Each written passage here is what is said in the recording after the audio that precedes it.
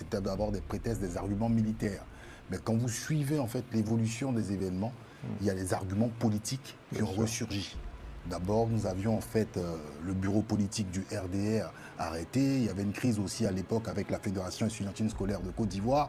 Il y avait plein d'éléments, il y avait une situation politique assez tendue.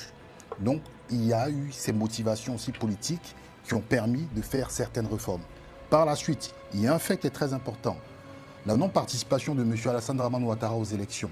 Je vous invite à aller de lire la parution du Parisien du 28 octobre 2000.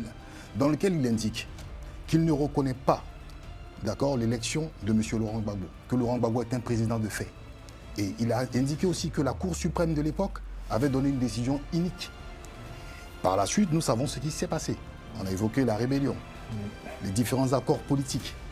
On a eu les élections de 2010, sa participation en tant que candidat exceptionnel. Il y a eu des accords politiques. Nous avons aussi la CEI, la réforme dont l'opposition aussi... Blanc, revenez sur 95 qui a produit... Oh non, alors, on aura le temps de rebondir parce qu'il faut que j'aille rapidement. Mais je reviendrai là-dessus, il n'y a pas de problème. Ben, c'est là le point sur lequel nous... Non, moi je reviendrai. Bon, on peut parler d'avenir après. Il faut que j'aille de façon concrète. Alors, on a eu même une opposition, d'accord, qui a eu la présidence avec Youssouf Bakayoko, qui est du PDCI RDA. Il y a eu des accords politiques, il y a eu des garanties qui ont été mises sur la table. Aujourd'hui, vous nous dites que... Effectivement, il y a des personnes qui ont été retenues. Il faut que les partis tels que le PPACI, le PDCI, en fait, donnent leur voix. Le but d'aller dans ces élections, c'est de quoi? C'est de récupérer le pouvoir d'État. Quelles sont vos garanties, clairement, si ce n'est pas que de participer? Parce que moi, je veux bien vous croire. Mais qu'est-ce que vous en savez, en fait? Alors, non, en fait... On ne va pas à une élection pour perdre, moi, en fait. je vais vous dire quelque chose. Moi, je suis désolée. Madame, moi, je me présente à une élection présidentielle ou municipale, je ne sais quoi. Oui. Je vais pour gagner. D'accord. Vous allez pour gagner. Et j'ai mes arguments pour gagner. Bien sûr. Ne taxez pas les autres candidats retenus d'aller aux élections pour se faire voir ou pour se donner un spectacle. Je ne suis pas d'accord avec ça. Je n'en disconviens pas. Le simple fait qu'ils sont déjà retenus, ça veut dire qu'il y a un certain poids, un minimum de poids qui est vu. Alors, attendez. Non. Le mot des désignations, déjà, le mot des désignations. Par exemple, certains candidats qui ont eu, qui ont été retenus. Il y a un minimum de poids qui a été décelé, c'est pour ça qu'ils sont candidats. Alors, moi, je veux bien vous croire. Je veux bien vous croire. Mais le narratif, il n'est pas exact.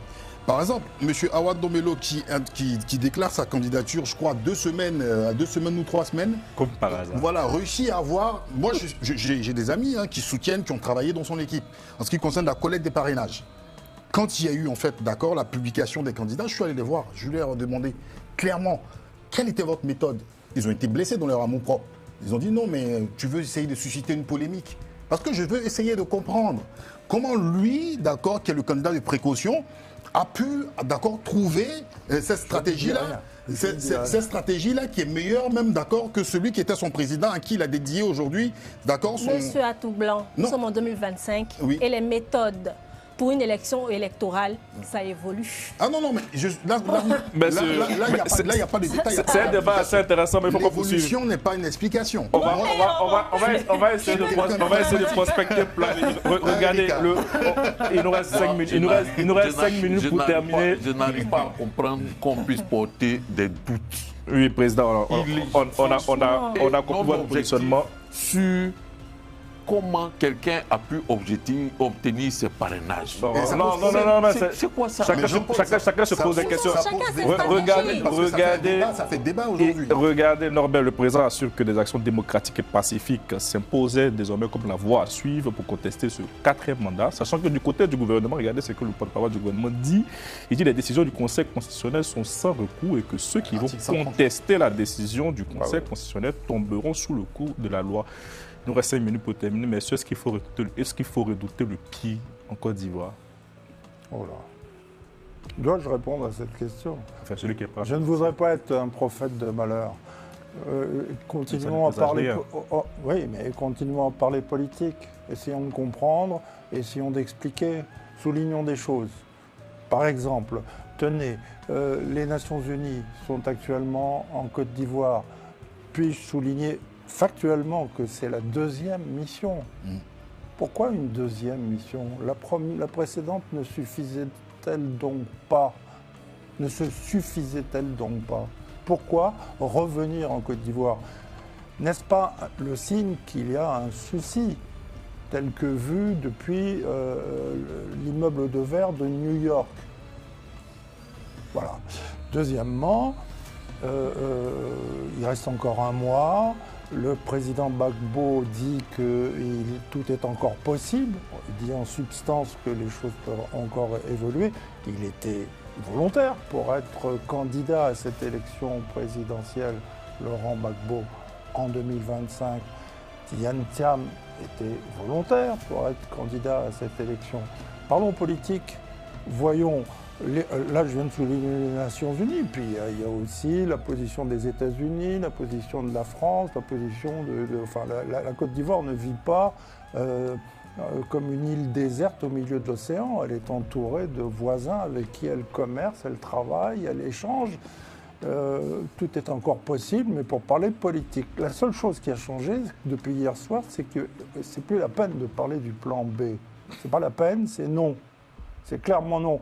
Mais vous me l'auriez demandé avant, d'ailleurs je l'avais dit ici, c'était non. Voilà.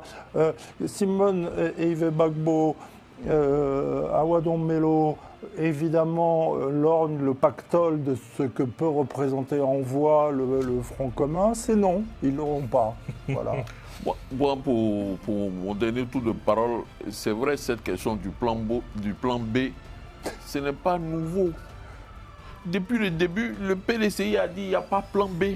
Pareil pour le PPACI. Donc, celui qui le dit ou qui le répète, il ne fait pas preuve de réflexion ou de génie. Sauf que là, c'était avant la décision du Conseil constitutionnel. Non, il y avait encore l'espérance. Dès le départ, oui. Ces deux personnalités qui sont rassemblées au sein du Front commun ont dit, nous là, derrière nous là, il n'y a pas un autre plan.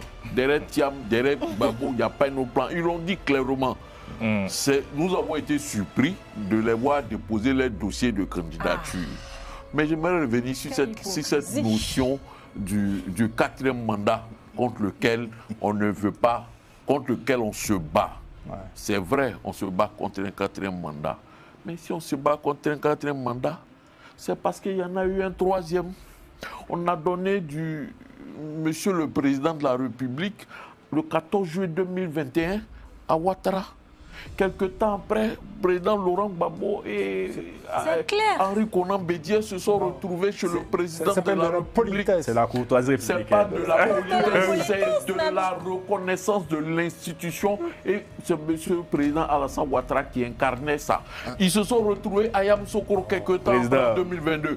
Et après, je vais finir pour dire tout simplement que c'est vrai, on me dira, c'est une reconnaissance de gouvernance de fait. Bah oui. Okay. Mais quand on arrive à ce niveau, comment on fait pour empêcher le quatrième mandat?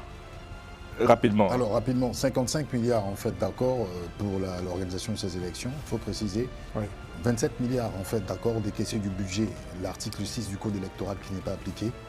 Personne ici n'a donné des garanties de transparence en ce qui concerne les élections. Personne n'a donné des garanties d'accord en ce qui concerne déjà même le respect d'accord du scrutin. Aucun test n'est ressorti en fait des négociations de la part de la CAPSI et le RHDP. Ça c'est intéressant. Et le RHDP, absolument rien du tout. Donc pour moi... Il n'y aura pas d'élection, c'est ça? Non, mais je peux terminer. Terminer. Pour moi, en fait, on est dans le flou, on est dans le néant. J'aurais voulu avoir des arguments qui allaient peut-être me rassurer un petit peu pour croire en ces personnes qui vont compétir. Bien. Mais là, je reste franchement stoïque. J'arrive